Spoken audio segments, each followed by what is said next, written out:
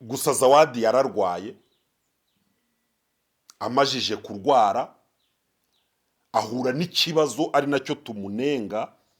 Hari uburyo abantu baba abakoroni bakaba imbata, umuntu akagira umuyutuba umeze nk'uwamupatanye. Ni nazo ngorane, aho atemerewe kugira undi muntu w'umunyamakuru bakorana ikiganiro uretse Plaisir wa Zaburiya. Ibi ni byo bintu ubundi bikozeho Zawadi, ni uburenganzira bwe. Ariko burya uburenganzira bwawe nyine hari aho bugera bukakubyarira ibisusa, kandi uba ugomba kubyakira. Yaba ye Zawadi ari umuntu uganira n'abantu benshi, ubu ni ukuvuga ngo no muri izi nkuru ziri kuvugwa abantu baramuterefonye, yari kwitaba akavuga ati icyo ni ikinyoma, muzaze kunsura murebe rwose ngewe ntanda ngize gute mfite.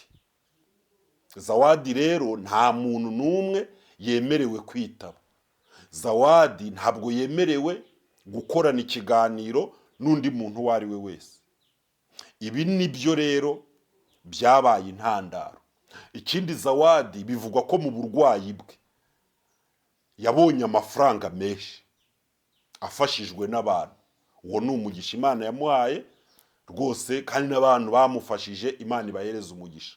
Muri ubu burwayi rero, muri aya mafaranga bivugwa ko Zawadi yaguzemo akamodoka ngo ko kugendamo. Ayo ni amakuru avugwa, ariko abamubona bavuga ko Zawadi afite imodoka agendamo. Ashobora kuba yarayiguze kugira ngo ijye imufasha kujya kwa muganga, kuko mu biganiro yakoze by'uburwayi yavuze yuko nyine kubera ko nta mbaraga bafite no kugenda mu modoka rusange bigorana cyangwa moto bidashoboka, ubwo ashobora kuba ari umugira neza wavuze ati wakoreye Imana, reka ngire gute, reka nguhe amafaranga ugure imodoka ujye wideplasa ku giti cyawe. Ibyo byaba ari byiza cyane. Ibi byose rero muri karitsiye, iyo uguze imodoka, muri karitsiye iyo uguze imodoka ukagura imodoka, burya uba uhinduye icyiciro na imaje abantu bongera kukubonamo ibitandukanye. Iyo hagize ibintu bike na bike bikubaho, abantu bakuvuga uko bashatse. Niba rero Zawadi yaraguze imodoka, Zawadi akagura inzu mu mujyi wa Musanze, abantu bakabona aho Plaisir yaparitse imodoka, Zawadi akaba umuntu utabonana muri karitsiye. Nta muntu ushobora gupfa kumubona, nta muntu ushobora kujya kumusura mu rugo ngo apfe kumubona, aba ari bize.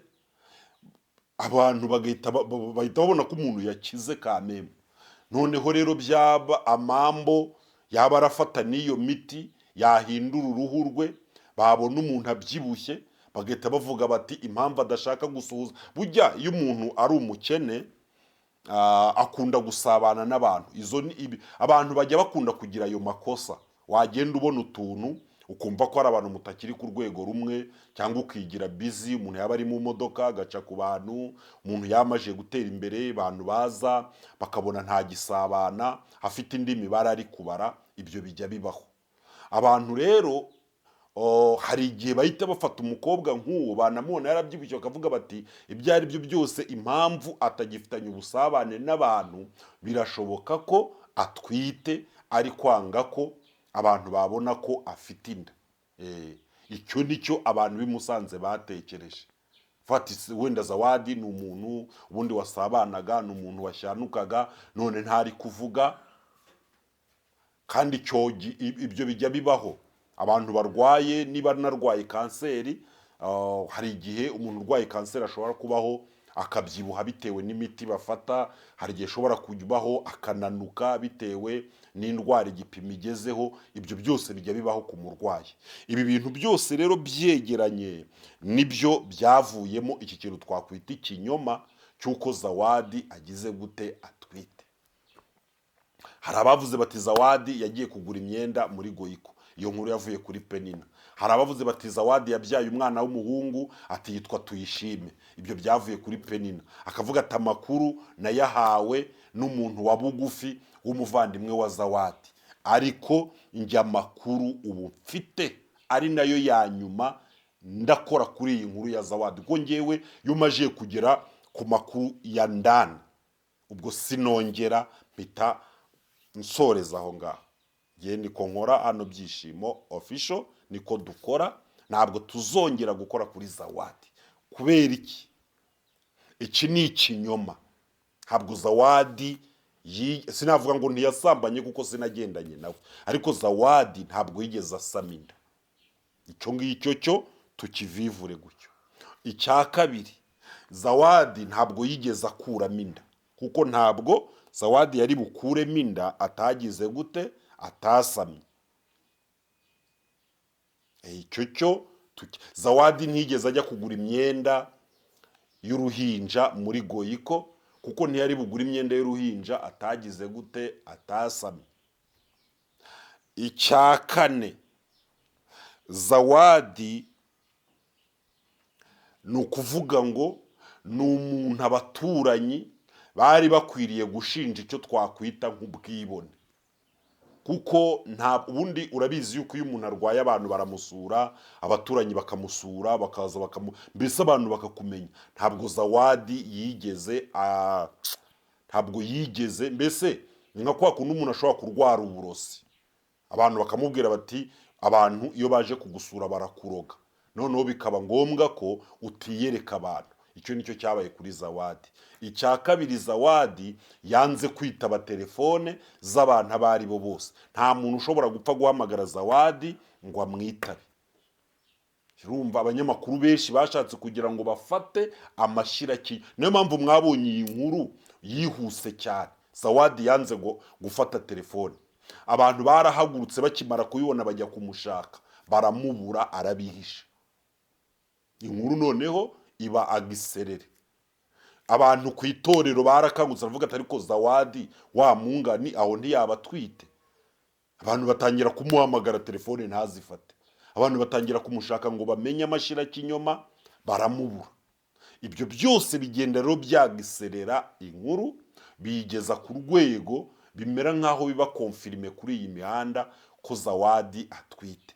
Byiyongeraho rero ko uwo bamushinjaga ari Plaisir, kandi noneho akaba ari nawe muntu Zawadi ahereza ibiganiro kuri Zaburiya.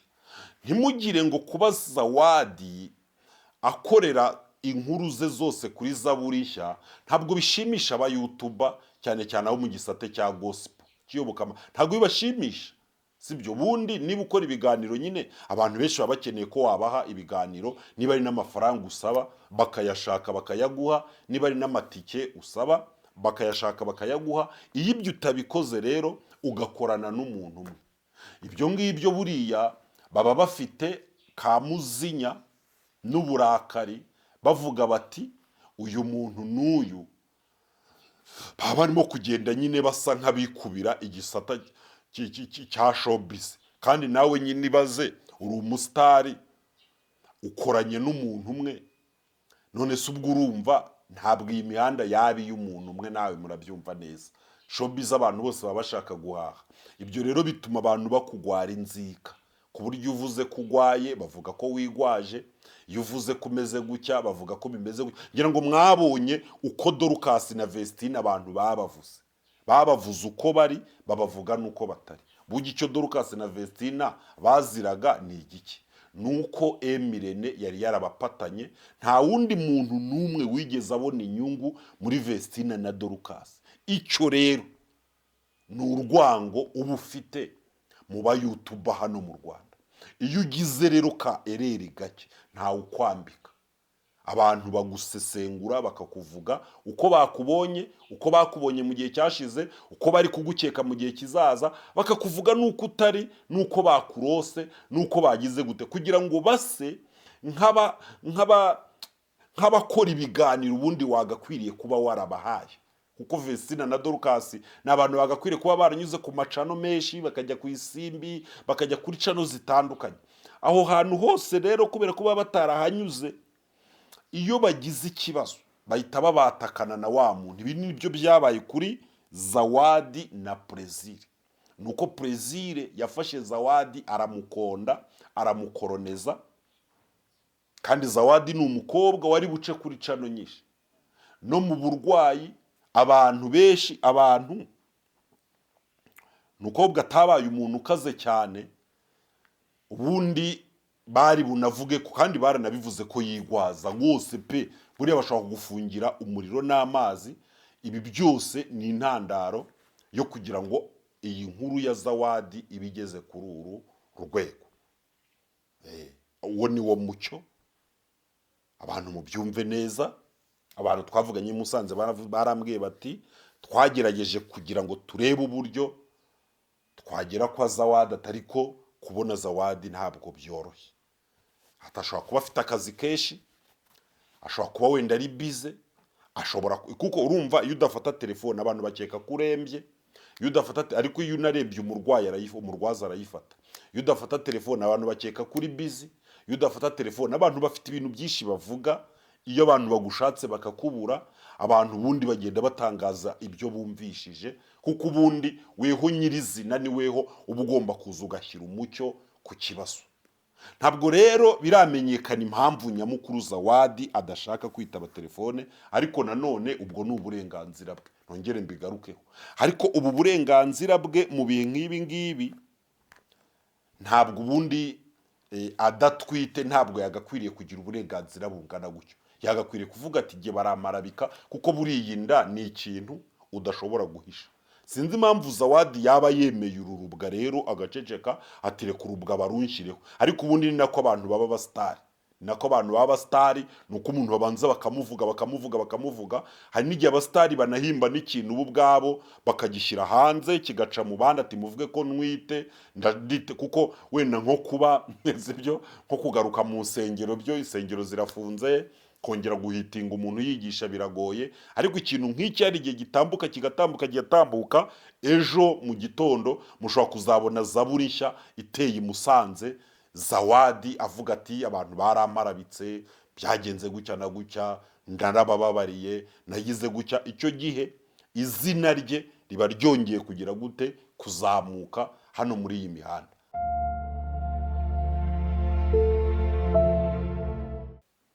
Noneho ibi bintu nibyo abantu bashingiyeho baravuga bati Zawadi ashobora kuba atwite.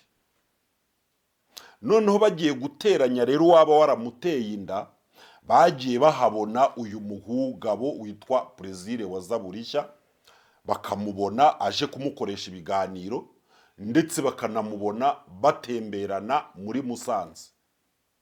Ibi byose abantu barabyifashisha, baravuga bati umuntu utaboneka, udashobora gupfa kubona, udashobora kujya gusura ngo mwicane muri saro muganire, umuntu udashobora kwitaba telefone, umuntu usa neza, umuntu ubyibushye, umuntu umeze gutya na gutya. Ibyo byose babiteranije bahita basohora inkuru.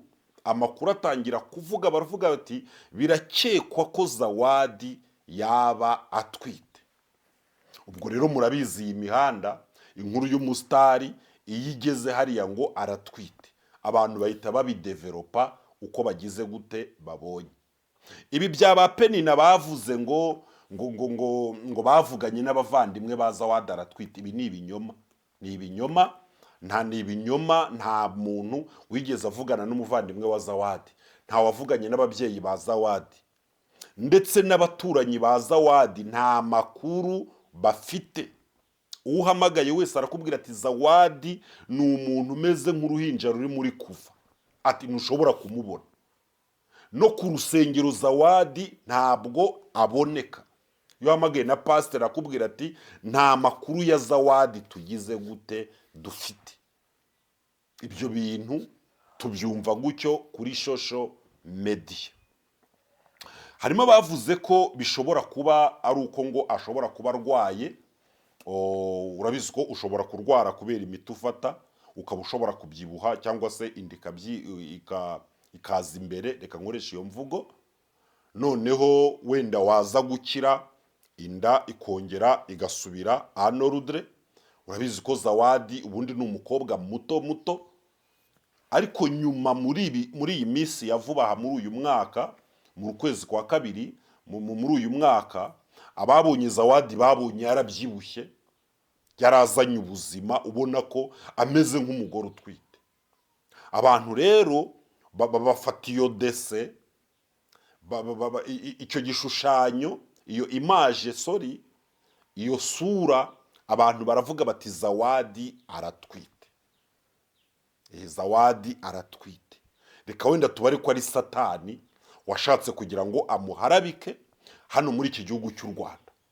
Kugeza kuri iyi saha noneho Zawadi abantu babonye noneho bigaragara ko nta nda afite. Noneho barangije baravuga bati Zawadi inda yayikuyemo. Ariko Zawadi ntiyigeze ajya kwa muganga kuko ntabwo byayobekana uramutse ukuyemo inda, uretse ko wenda kiretse ari umugore ufite umugabo. Abakobwa bafite uburyo bazikuramo mu ibanga rikomeye, ariko ntabwo Zawadi aragera ku rwego yagira ubupagani bwo gukuramo inda, cyane cyane ko aramutse anayitwaye imyaka afite imwemerera kuba yakwemera kubyara rwose umwana akamurera. Ariko iki icyo gutwita ni ikinyoma, ntabwo Zawadi yigeze atwita, sibyo?